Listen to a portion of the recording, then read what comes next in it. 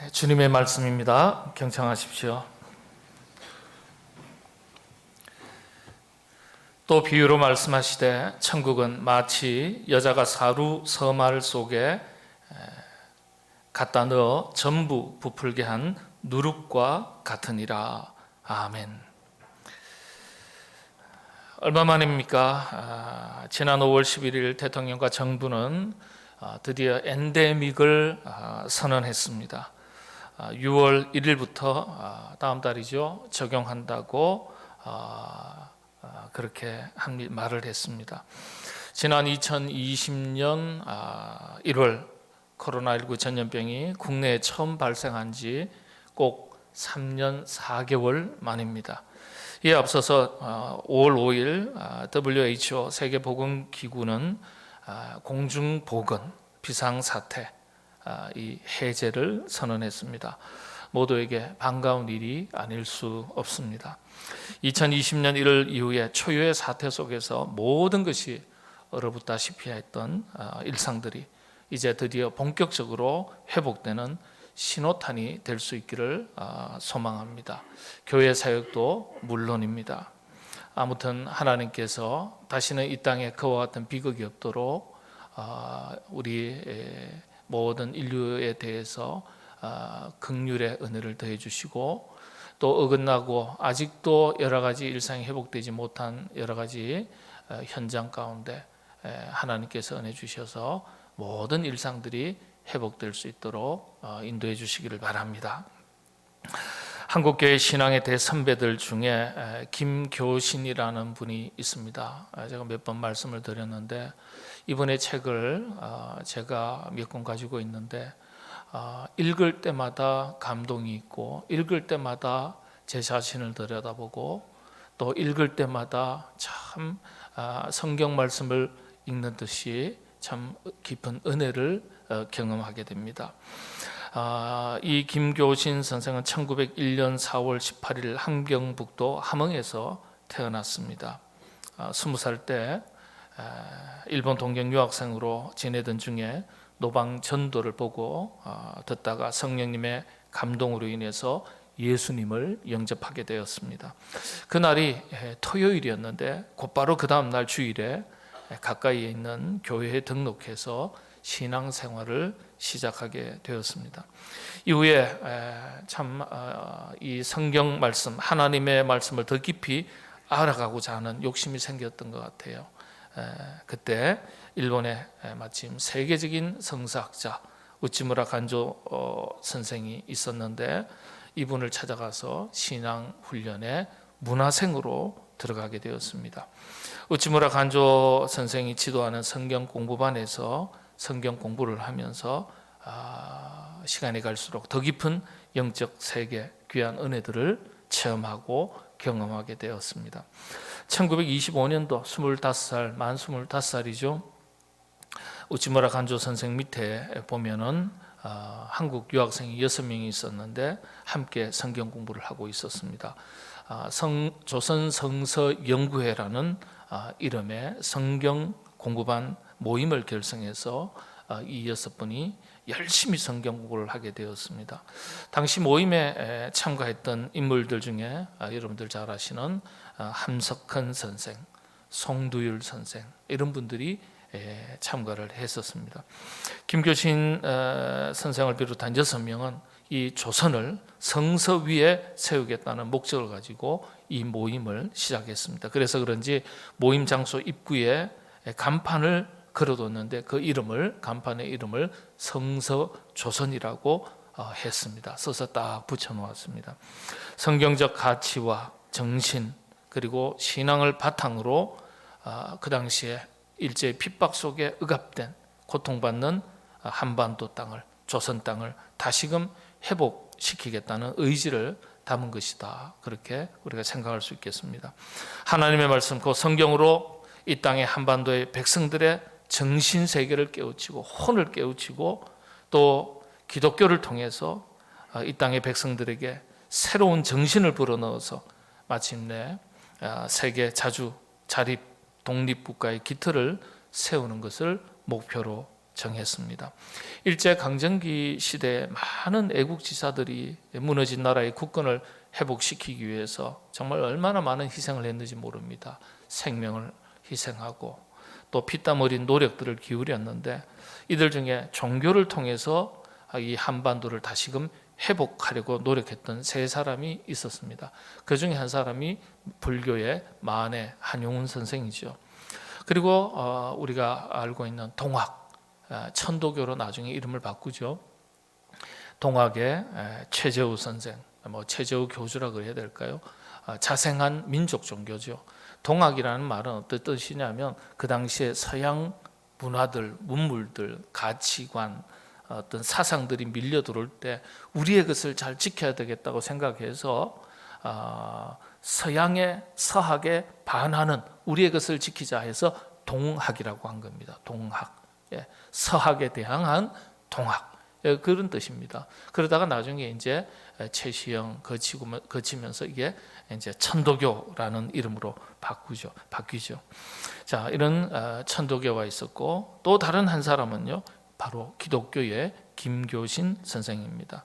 근데 만해 한용운 선생은 민족적인 시인으로도 널리 알려져 있고 독립운동가로도 높게 평가받는 것에 비해서 우리 기독교의 이 김교신 선생은 교회 안에서도 그렇고 우리 사회에서도 그렇고 높게 평가받지 못했던 것이 사실입니다. 이유는요, 이 김교신 선생은 기존 제도화된, 교리화된, 교권화된 교회에 대해서 너무 신랄하게 비판을 가했기 때문입니다.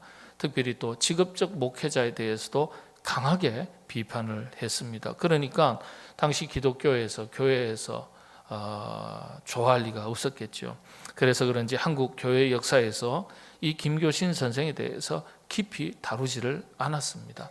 그런데 최근 한 20여 년 전부터 기독교계에서 이 김교신 선생의 신앙과 사상, 그분의 노력 아주 높게 평가하기 시작하고 재조명하기 시작을 했습니다.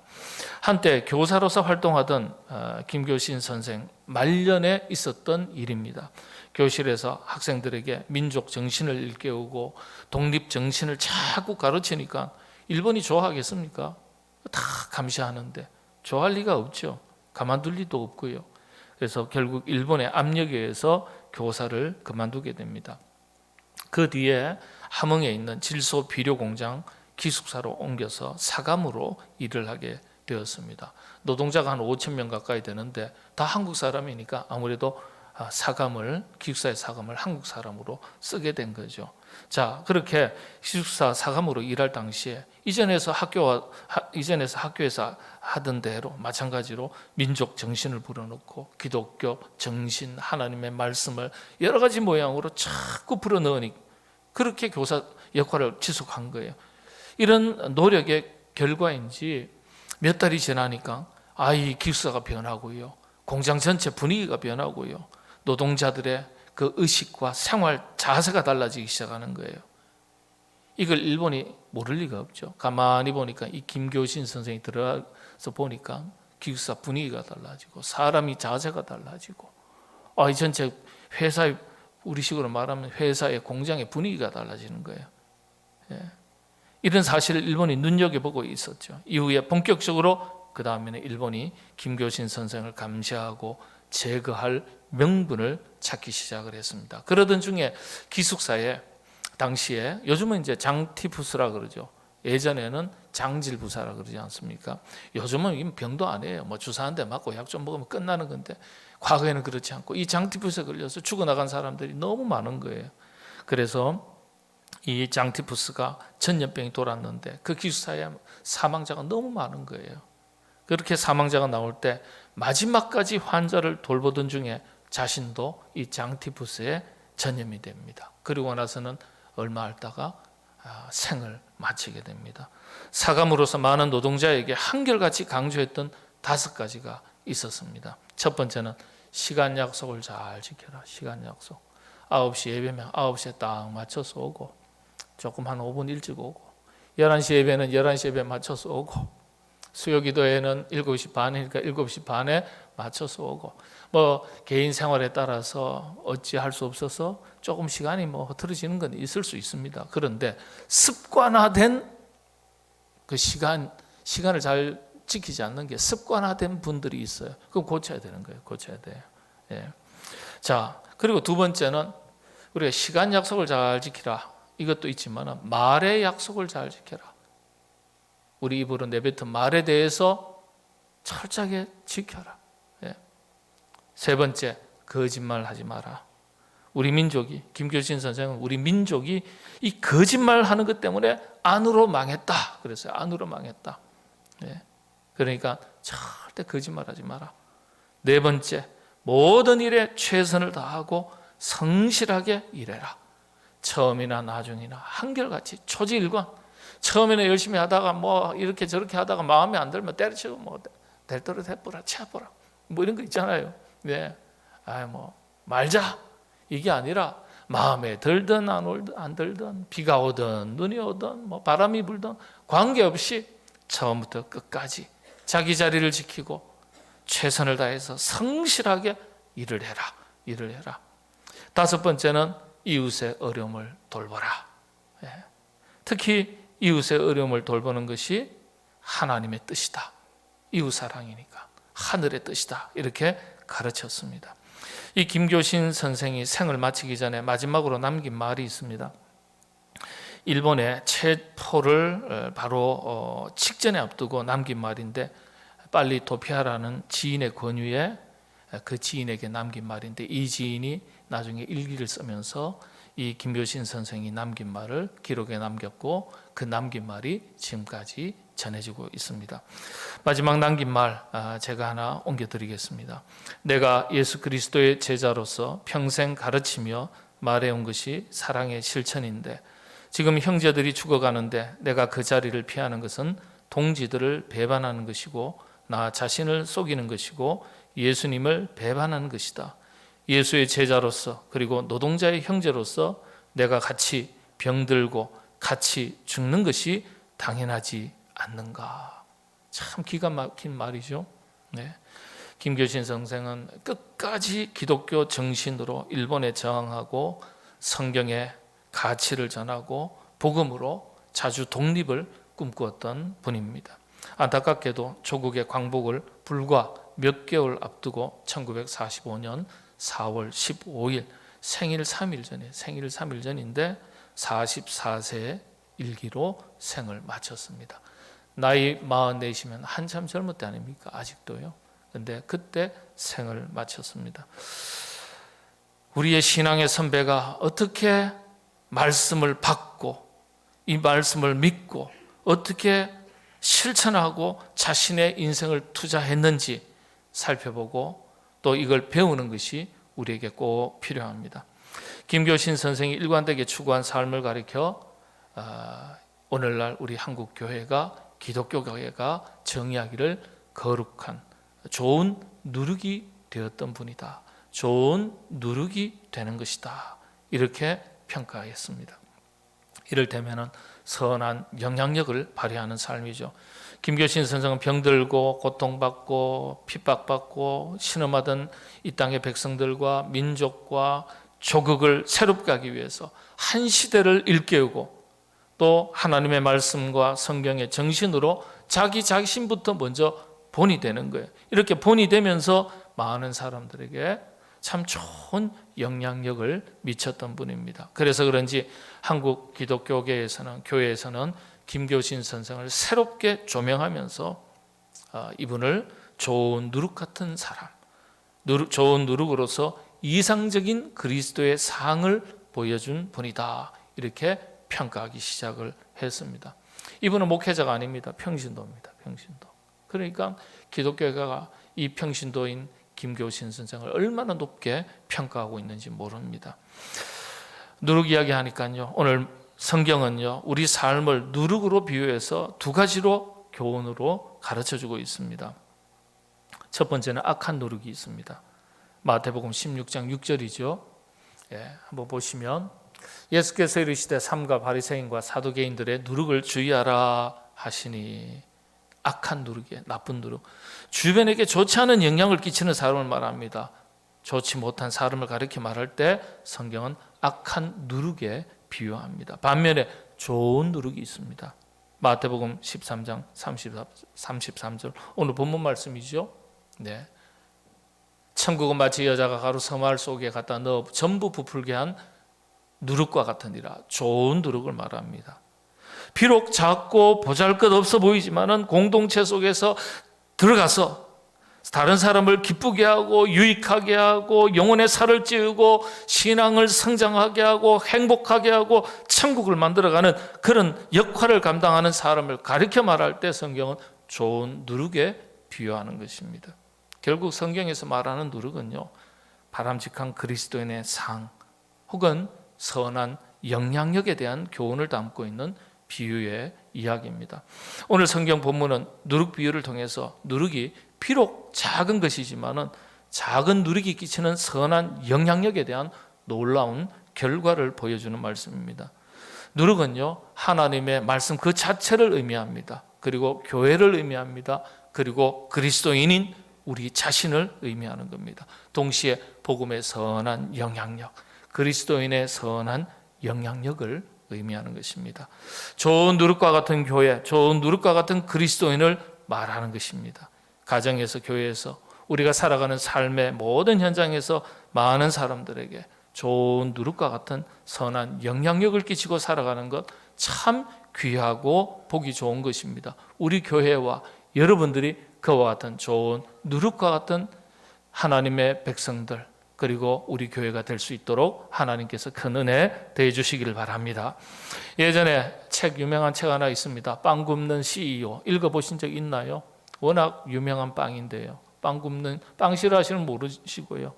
우리 어르신들 떡 좋아하시니까 떡집 그러면 아시는데 빵집 그러면 잘 모르시는 경우 있습니다. 저는 둘 다 좋아합니다.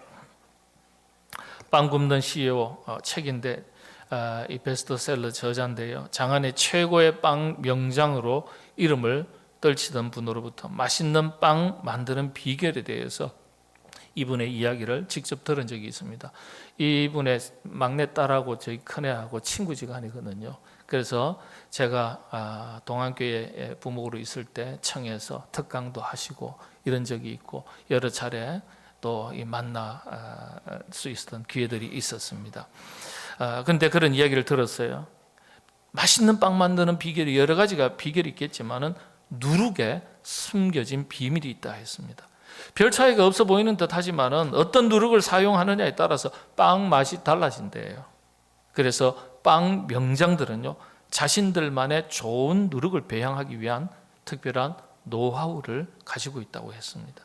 경우에 따라서 자신이 사용하는 누룩을 따로 배양해서 사용하는 경우가 대단히 많다고 했습니다. 심지어는 이 누룩을 외국에서, 저 이탈리아에서, 유럽에서 수입해 오기도 한답니다. 야, 누룩이 그렇게 차이가 날까요? 예.